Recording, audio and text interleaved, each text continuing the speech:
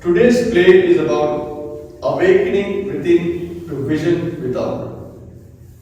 The narration.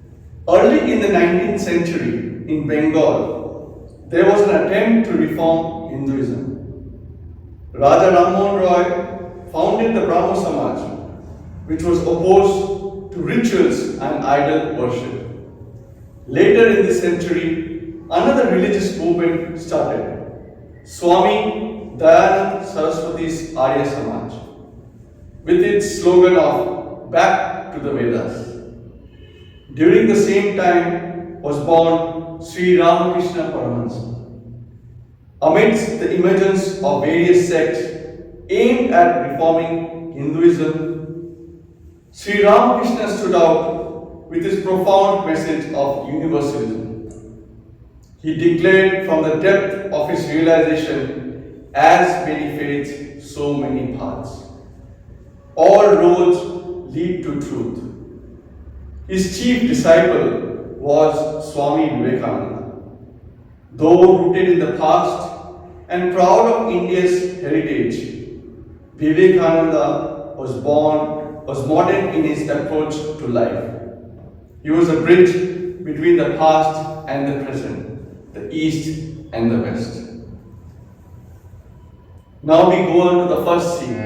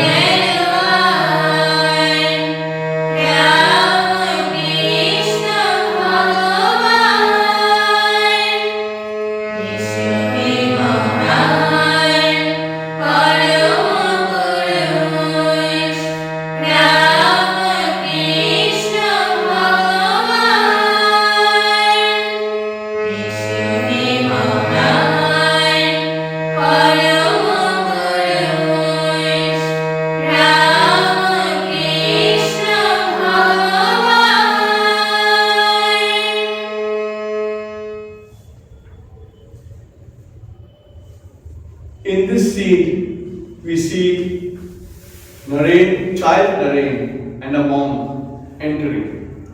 Monk is singing, and when he's singing, child Naren hears the song and comes out to meet Baba. Who are you, Baba? Me? I am a poor wandering monk. Beta, go inside and see. See if we can find a spare blanket for this old man. The nights are so cold. cold now. I just cannot sleep. A blanket? Wait, Baba. Let me see what I can find inside for you. Don't go away, Baba.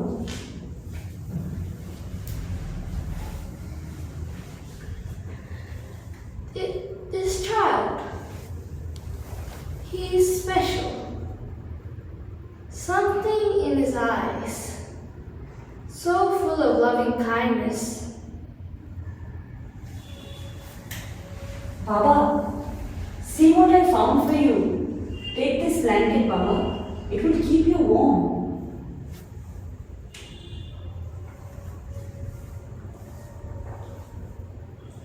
You have a big heart, my child. I think you are in for great things one day. May God protect you, my son. God? Baba, you are a sannyasi. Have you seen God? My child, I have been searching for God all my life. So many years of this path, so many years of tapasya. And yet I have not been blessed with the vision of God. This path of finding God, it demands great love, my son. It demands tireless sadhana. But I am not without hope, my son, as one day I shall see Him. And you too, my son, you too. There is something divine in you, something in your eyes. Maybe you will see Him. Yes, maybe you will see Him. Second scene. In this scene we see in a meeting hall where Brahmo Samaj devotees are sitting, where Devendranath Tagore is also there, and Keshav Chandra Sen and Naren also present in the meeting.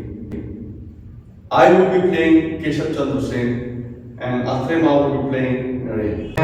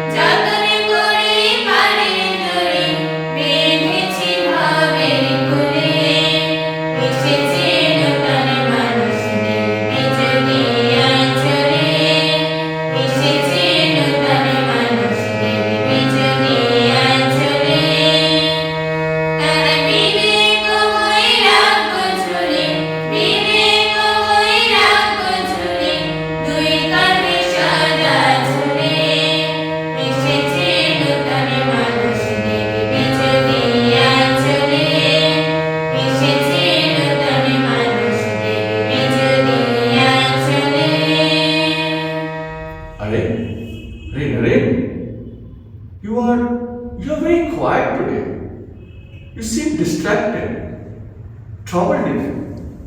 Are you all right? No, I'm not all right, Keshav Babu. I have been troubled and restless for some time now. I have been coming to Brahmo Samaj for a while now. I'm attracted to their teachings. The lofty words of the Upanishads inspire me. I believe in that Brahmo Samaj stands for. I believe in their work of social reform, their rejection of caste, the education of women. I have read your articles, Keshav Babu. I'm inspired. Your lectures inspire me, and yet there is something missing, Keshav Babu. Some larger truth that I'm on the edge of, that I cannot quite grasp. What is it? What is it, Naren? What are you looking for?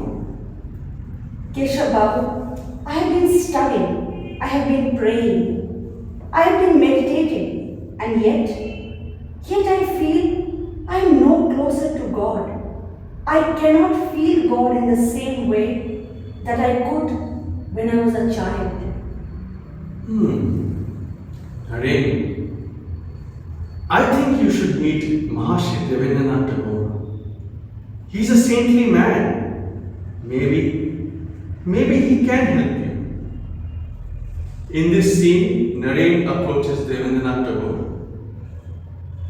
Jayananda Tagore is played by me, and Naren is played by Ashrama. Sir, you are a good man, a saintly man, a man of God. But sir, please tell me, have you seen God? My boy, one cannot see God with these eyes of flesh and blood. One needs the inner eye, the eye of a yogi. And you, my son, you have the eyes of a yogi. You should meditate. Third scene. In this scene, we see it is in a classroom where Professor Hasty is telling his students about someone called Wordsworth's poetry. In this scene, Professor Hasty is played by me and Naren is played by Ashrama. Professor Hasty. Today we shall study Wordsworth's poetry. Do you know that Wordsworth had a very special relationship with nature? He liked spending time alone in nature, and sometimes by walking around the beautiful Lake District of England, he would go into a trance. While in a trance, it seemed to Wordsworth that the difference between him and the universe had dissolved, that he had become one with the universe. Again and again in his poems, Wordsworth recalls these blissful states. Yes, Naren. Sir, is it possible that anyone can feel like this? Well, I've seen only one person in this present state. I think he called it Samadhi. His name is Ramkrishna, and he lives in the Kali temple at Dakshineshwar. Fourth scene. In this scene, we see Sri Ramkrishna is talking to his disciples. In this scene, we see Sri Ramkrishna meeting Naren for the first time. Ram Babu came with Naren and introduced Naren to Sri Ramakrishna. Sri Ramakrishna is played by Thubikama. Naren is played by Ashrama. Ram is played by me. Just as water is known by many names, Pani, water, aqua, and so on, the Almighty is also known by various names. Some call him Hari, some Allah, some God, some Brahman. Sir, I have brought my friend Naren with me. He is the son of the famous attorney Vishwanath Datta. Sir, he has been eager to meet you, sir. He has been eager to meet you ever since his teacher, Reverend William Hasty of Scottish Church College, told him that meeting you would be a life-changing experience.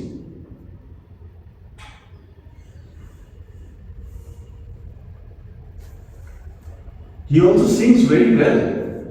Naren, remember that song you used to sing? Perhaps Sanyal could also sing along? Naren, will you sing for us?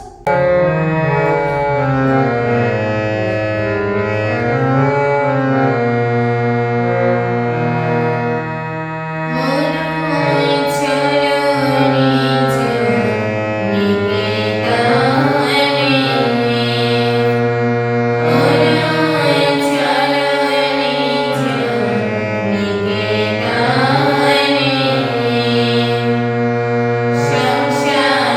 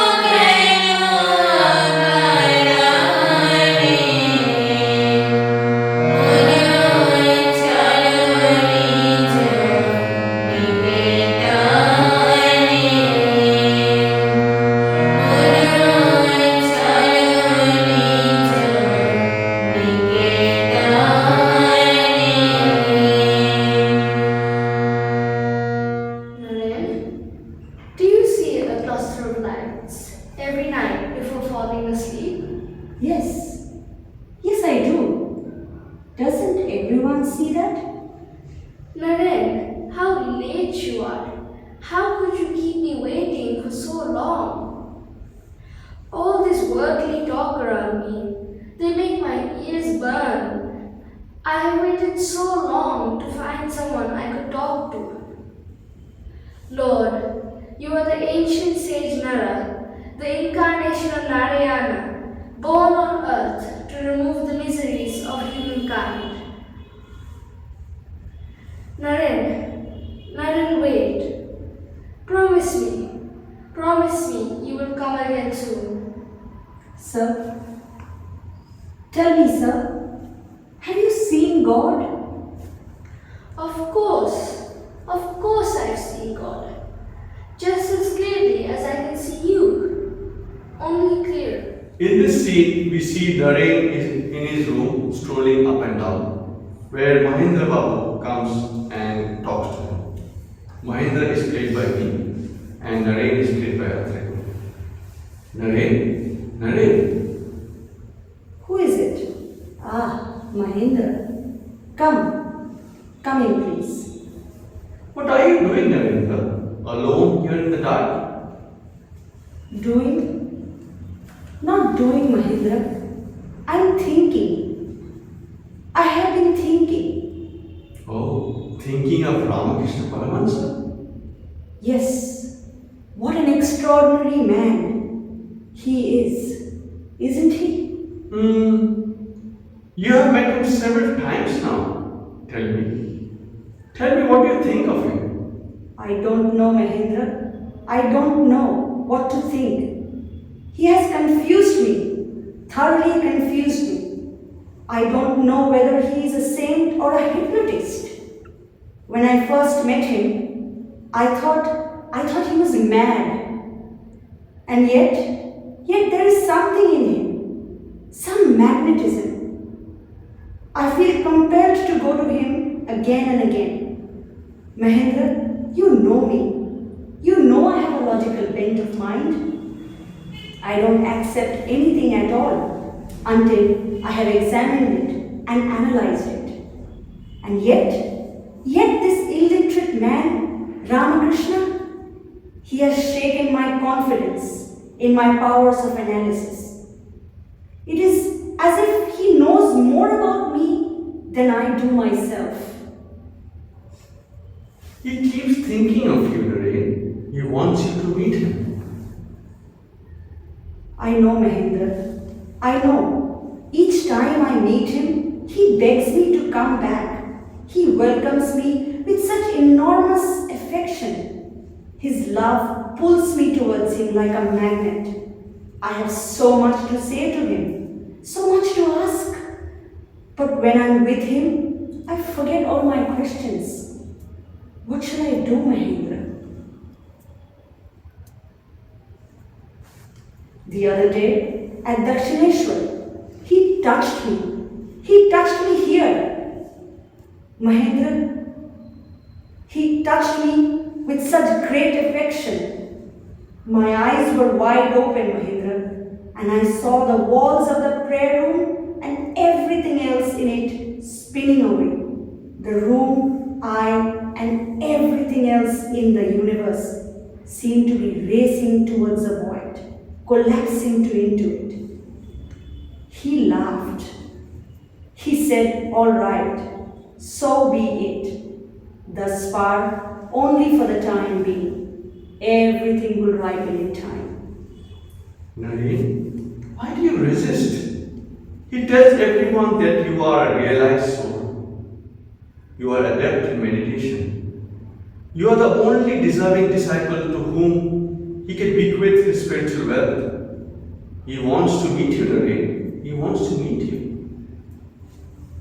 I will go, Mahendra. I will go to him. All my life, I have searched for the truth. I have questions to which I need answers. And I think that only that man from Dakshineshwar has the key to my questions. Yes, Mahendra, I must go to him. In this scene, we see Ramakrishna and Naren meeting.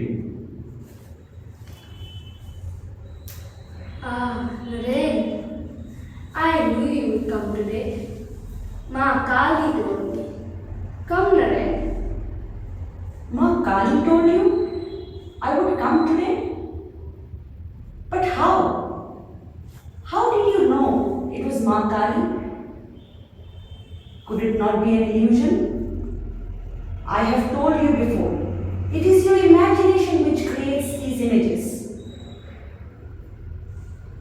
Oh, Naren, why do you resist me, Naren? Someday you will see the divine light. This I know for certain. And your life will have new meaning. But before that, you must accept Shakti, the motive force of Brahman. She is my Ma Kali. You must surrender to the ultimate knowledge, the ultimate bliss. That is Ma Kali.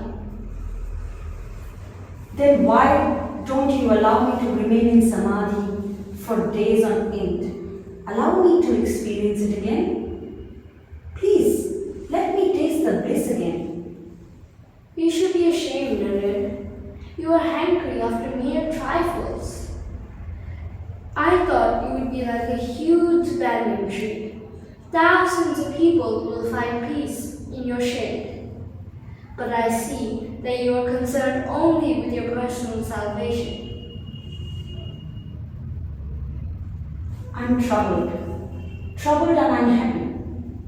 My mind is restless. I meditate all night. This world seems dreamlike. It seems meaningless. Please help me, Master.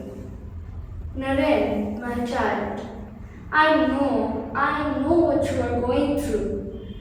I used to be in that same state for 12 years. For 12 years, it was as if my mind was caught in a storm. Be patient, Naren. I know I have made the right choice. You are the one. You will look after my disciples after I am gone. See to it that they do not stray from the spiritual path. You have important work to do in the future. That bliss you crave now, you will have it one day. But only after you realize that everything you see around you is God. You will see Brahman in everything, in every being, including in your own self. Seventh scene. In this scene, we see Gopal is meeting Ramkrishna. Gopal is played by me, and Ramkrishna is to become Gopal. Master, come quickly. Something is wrong. What is the matter, Gopal? It's Naren. Naren is behaving strangely. I'm afraid he might be very sick. He might even die. I'm afraid, sir. Sir, please come with me. Come with me and see for yourself. Calm down, Gopal. Calm down and tell me clearly what you have seen. I was meditating in the same room as Naren. Suddenly he cried out. He said that he could not feel his limbs and that only his head remained. He asked me, where is my body? I said, here it is, Naren. But still he could not feel his body. Some disciples tried massaging him to bring him back to his senses. I came here running to tell you, please come, Master. Calm down, Gopal. Go and ask the others to leave him in that state. He wanted to achieve this state and he had been pestering me for a long time. Don't worry, he won't die. Go now, Gopal. At last, Naren has achieved Nirvikalpa Samadhi. His prayer has been answered. In this scene, we see Naren entering Ramkrishna's room and having a conversation. Naren, so today Ma Kali has revealed everything to you. But this blissful experience, it will be like a priceless jewel locked away in a box in my safekeeping. The key will remain with me. The box will only open when you have met the purpose of your life. I experienced bliss when I was in Samadhi. Please, sir, let me remain in that state. No, Naren, you have a lot of work to do. In time, with Ma's blessing, this blissful state will become effortless for you. You will experience the divine in every being. In this life, you are meant for great things. Through you, people will awaken spiritually.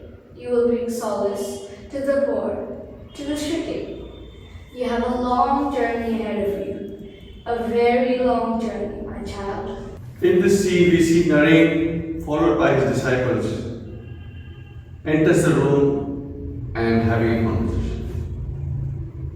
What a strange light I have discovered in the wonderful words of the Master.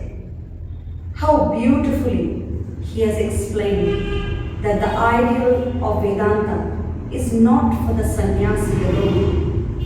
It can equally be proclaimed, practiced by householders. It can be applied to all our actions.